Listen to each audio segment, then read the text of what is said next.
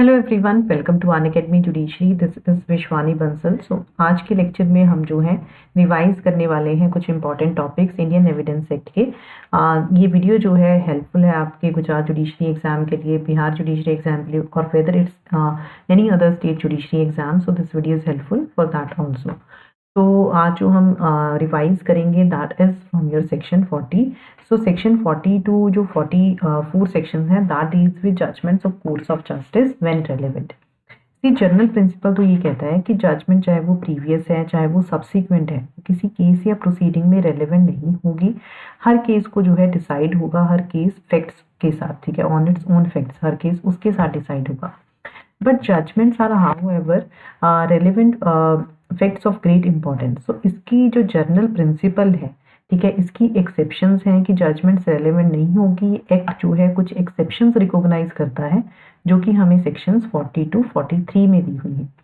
तो सेक्शन 40 ये कहता है कि अगर कोई जजमेंट ऑर्डर या डिक्री एग्जिस्ट करता है जो प्रिवेंट करता है कि किसी कोर्ट को, दैट इज कि अगर कोई जजमेंट ऑर्डर या डिक्री किसी कॉम्पिटेंट कोर्ट ने पास की है तो that will prevent from any court taking cognizance of that suit और holding a trial. So that is a relevant fact, वो एक रेलिवेंट फैक्ट है। अगर ये क्वेश्चन रेज होता है कि क्या इस कोर्ट का कॉग्निजेंस है या नहीं, या होल्ड ट्रायल करने के लिए ये कोर्ट जो है कर सकती है या नहीं।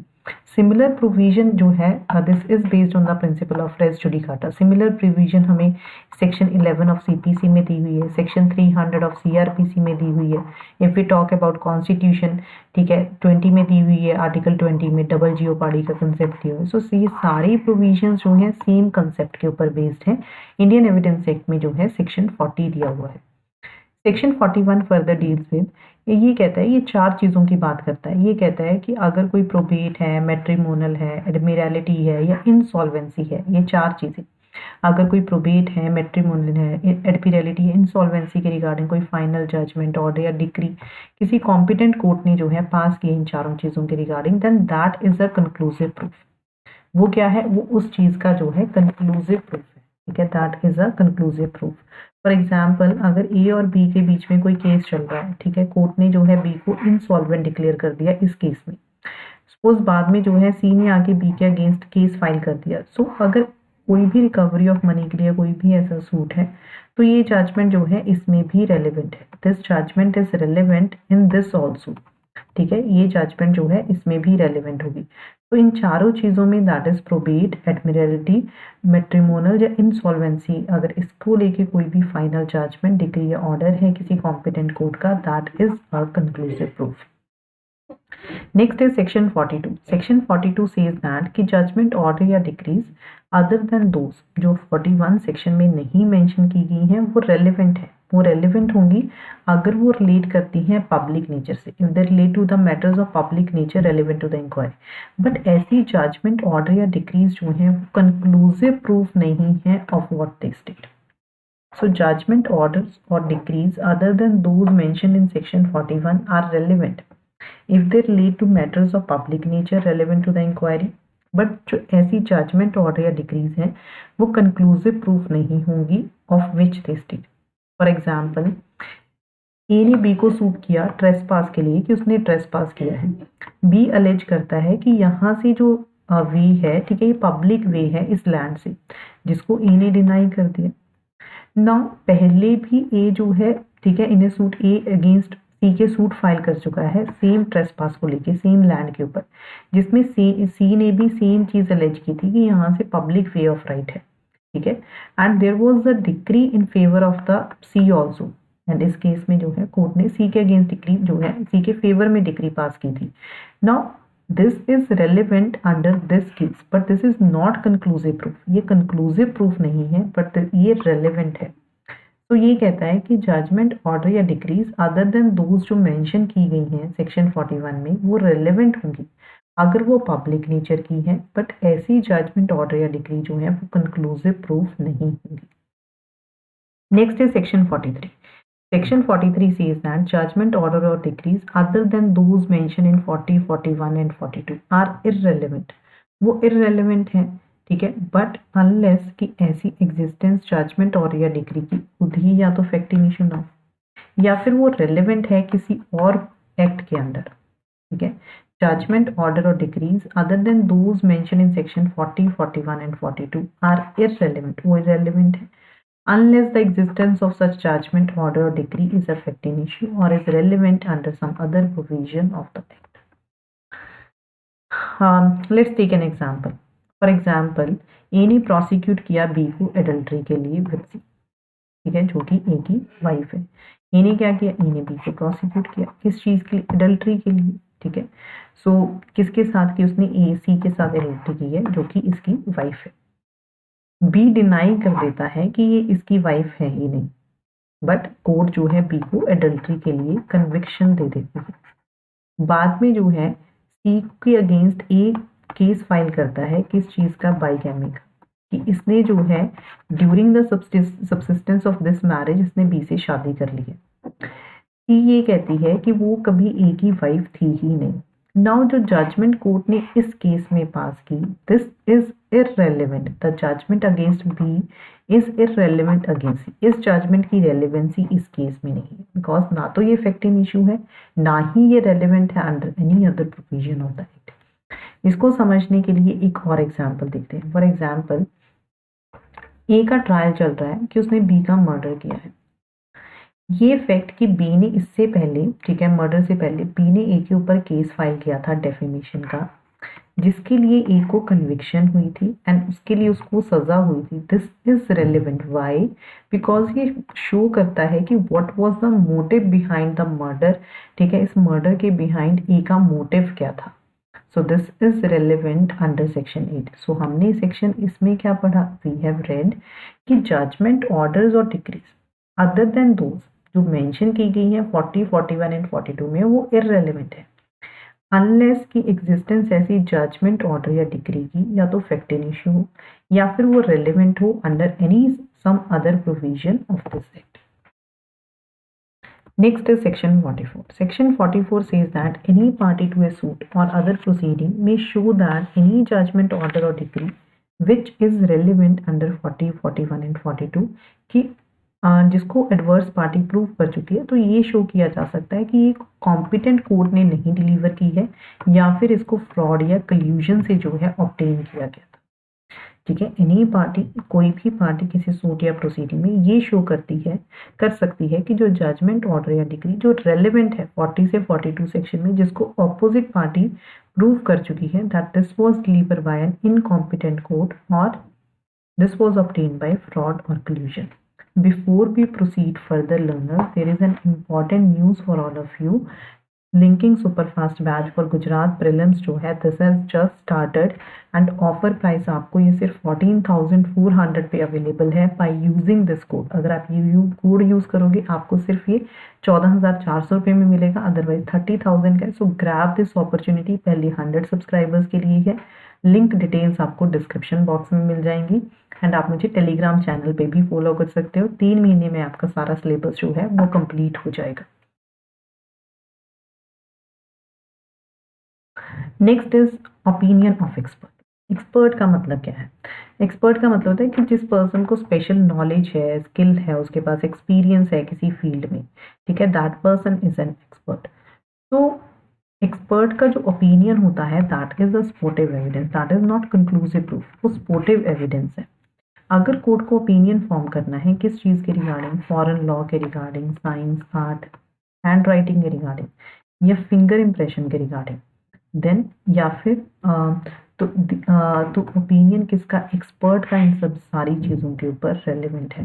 एंड ऐसा पर्सन जो ये ओपिनियन देगा उसको हम क्या कहते हैं, that is known as an expert. तो कौन कौन सी चीज़ों पे ओपिनियन लिया जा सकता है, foreign law, science, art, identity of handwriting, finger impression, इन सारी चीज़ों पे जो है ओपिनियन लिया जा सकता है एक्सपर्ट का। Next is opinion of examiner of electronic evidence.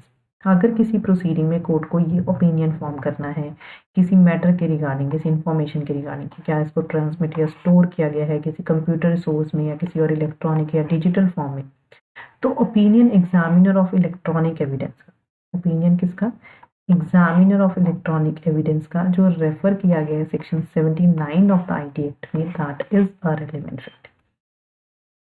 अगर किसी प्रोसीडिंग में कोर्ट को ये ओपिनियन फॉर्म करना है किसके रिगार्डिंग, एनी इंफॉर्मेशन किसी इंफॉर्मेशन के रिगार्डिंग कि इसको ट्रांसमिट या स्टोर किया गया किसी कंप्यूटर सोर्स में, किसी और इलेक्ट्रॉनिक या डिजिटल फॉर्म में, तो ओपिनियन किसका, एग्जामिनर ऑफ इलेक्ट्रॉनिक एविडेंस का, ठीक है, that is relevant fact. Next is section 46 says that कि फैक्ट्स जो अदरवाइज रेलिवेंट नहीं है वो रेलिवेंट होंगे अगर वो सपोर्ट करते हैं या वो इनकंसिस्टेंट हैं with the opinion of the expert.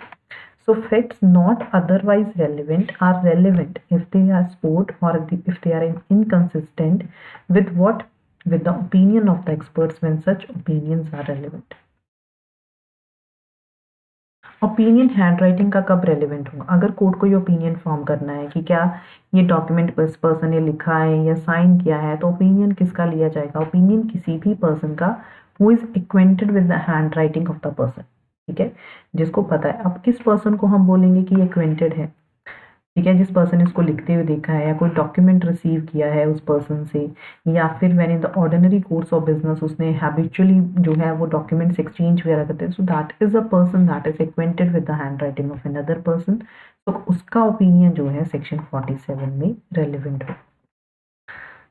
Next is opinion as to digital signature when relevant, अगर वही ओपिनियन फॉर्म करना है कि इलेक्ट्रॉनिक सिग्नेचर इस पर्सन के हैं या नहीं, तो ओपिनियन किसका लिया जाएगा, सर्टिफाइंग अथॉरिटी का ओपिनियन लिया जाएगा जिसने इशू किया है इलेक्ट्रॉनिक सिग्नेचर सर्टिफिकेट को, that is a relevant fact under your section 47। Opinion as to the existence of right और कस्टम व्हेन रेलिवेंट, अगर कोर्ट को ये ओपिनियन फॉर्म करना है regarding the existence of general custom और राइट, तो opinion किसका, एग्जिस्टेंस ऑफ सच कस्टम और right of persons who would likely to know of its existence if it existed is a relevant fact. For example, the rights of the villages of a particular village, कि ये villages का right है या नहीं particular well के water को use करना, that is a general right within the meaning of the section. Why? Because that is a right that is common to considerable class of persons. अगर ये opinion form करना है कि क्या ये general custom और right exist कर रहा है, तो एग्जिस्टेंस ऐसे कस्टम या राइट के जिनको उसके बारे में पता होगा, उस एग्जिस्टेंस के बारे में, that is a relevant fact under your section 48। अगर ओपिनियन फॉर्म करना है किसी यूसेज के रिगार्डिंग, टेनेंट्स के रिगार्डिंग, तो कब रेलिवेंट होगा, ओपिनियन उन पर्सन का जिनको स्पेशल मीन्स ऑफ नॉलेज है इसके regarding, that is relevant under your section 49।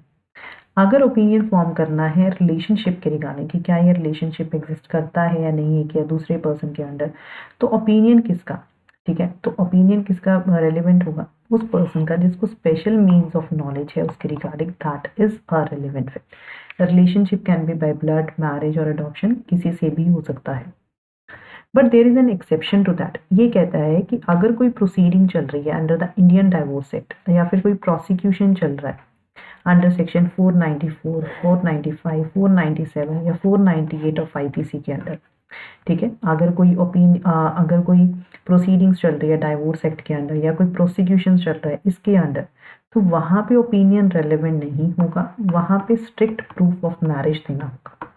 There strict proof of marriage is required, the opinion is not relevant there. Grounds of opinion कब relevant है, अगर किसी whenever the opinion of any living person is relevant, तो ground जिसके ऊपर ये opinion based है, that is also relevant under your section 50। Civil cases की अगर हम बात करें तो उसमें कैरेक्टर इररेलेवेंट होता है, but there is an exception to that कि अगर वो फैक्ट इन इशू में है, या फिर सेक्शन 55 उसकी एक्सेप्शन है कि अगर किसी पर्सन के amount of damages civil case में कितने मिलने चाहिए, अगर वो डिसाइड करनी है, तो वहाँ पे सिविल केसेस में कैरेक्टर रेलिवेंट हो जाता है, ठीक है। सिविल केसेस में otherwise character is irrelevant, but अगर वो फैक्ट इन इशू में है, या फिर कि कितने अमाउंट ऑफ डैमेजेस एक पर्सन क्लेम कर सकता है वो देखनी है, तो वहाँ पे कैरेक्टर रेलिवेंट हो जाता है। What is the meaning of character? Character word जो है that includes both reputation and disposition.